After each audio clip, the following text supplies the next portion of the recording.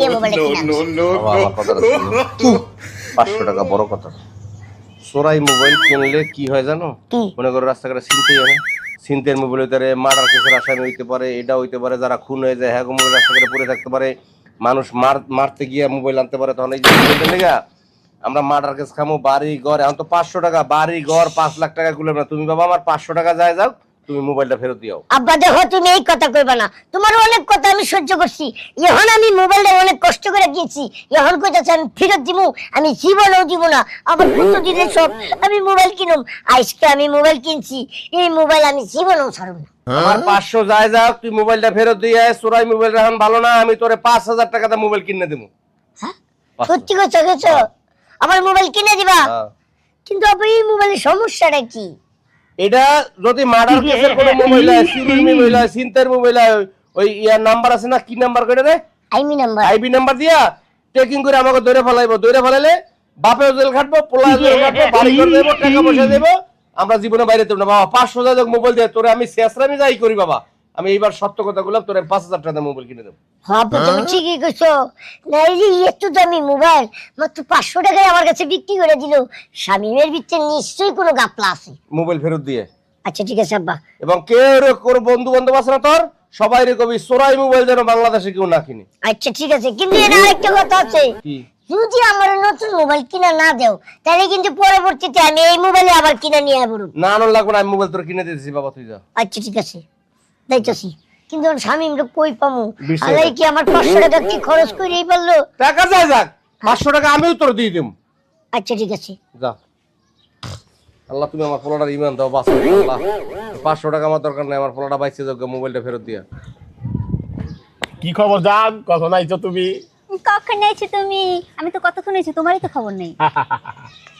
আরে আইতে আইতে কত মানুষের লগে দেখা হওয়ার কথা না কই আউন যায়, বুঝছো? তাই কি এত মানুষের লগে কথা বলন লাগে, আগে আমি, তারপরে সবাই। আরে আগে তো তুমি, তারপরও মানুষের লগে কথা কই আইতো না। তারপরে বলো এখন কি অবস্থা তোমার? ভালো অবস্থা। ভালো অবস্থা। তাহলে আজকে কোথায় যাবা বলো? কোথায় যাবো? হ্যাঁ তুই যাই কি না, কোথায় ঘুরতে যাবা বলো? তুমি যে জায়গায় যাই ভাই জায়গায় তোমার লয়ে যাবো। তাই আজকে চলো ফুচকা খেতে যাবো নদীর পাড়ে। আর নদীর পাড়ে যাইবা কি লেগা? তোমার লইয়া যাম ওই লগিয়া হাতির ঝিল, হাতির ঝিল, হাতির ঝিল যাইবা? হাতিঝিল ভালো লাগে না, বিকালবেলা অনেক লোক, তোমার সাথে একটু ভালোভাবে কথাও বলতে পারি না। হাতির ঝিলে তো লোক থাকে না বিকালবেলা, বুঝছো? আমরা ওই জায়গায় ফুচকা খাবো দুইজনে মিল্লা, ঠিক আছে? আচ্ছা ঠিক আছে। ফোন বাজতেছে, কই ফোনের আওয়াজ? ফোন কই? দেখো তোমার পকেটে আছে কিনা। এদিকে বাজতেছে তো, তোমার এদিকে বাজতেছে। তো কোনো ফোন দেখি না। এইদিকে বাজতেছে। এই যে আরে তোমার পকেটে গেল কেমনে? এটা কি তোমার ফোন? এই যে আমার ছবি দাও, তুমি দেখো। আরে তোমার ফোন আবার আমার পকেটে ঢুকলো কেন? তুমি আবার ঢুকাই দিছো নি আমার পকেটে? আশ্চর্য, আমি কিভাবে ঢুকাই দেবো? নিশ্চয়ই তুমি আমার ফোন নেছো। আরে তোমার ফোন আমি নিতে যাবো কেলে কত?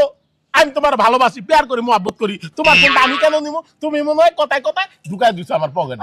তুমি ভালোবাসে চুরি করে পরে আমার ফোনটা নেছো না? চোর জানি কোথা কর। এই তুমি আমার ফোন চুরি করছো কি লিগা? হ্যাঁ আরে বাবা রে, তোমার ফোন আমি চুরি করি না, বারবার আমার চোর কই যাচ্ছে। চোর চোরটা জানি কোথা কর, চোরের ঘরে চোর, চোরের ঘরে চোর। এই এতদিন আমি চোরের সাথে প্রেম করে বেড়াইছি। চোর দেখছো ওই যে বাচ্চার শামিমের পাল্লায় পইরা নিজের ডাল দিয়ে মোবাইল পকেটে লইছি, কত কথা কইয়া গেল, আমার প্রেম ডো একবার চিরা গেল গা। শামিমের বাচ্চাই কই আছে, শামিমের বাচ্চারে পাইলে 2 ডাক্তার নিজে দিব না, নীলদার আর আড্ডিটা ভাঙ গেলাম। No no no no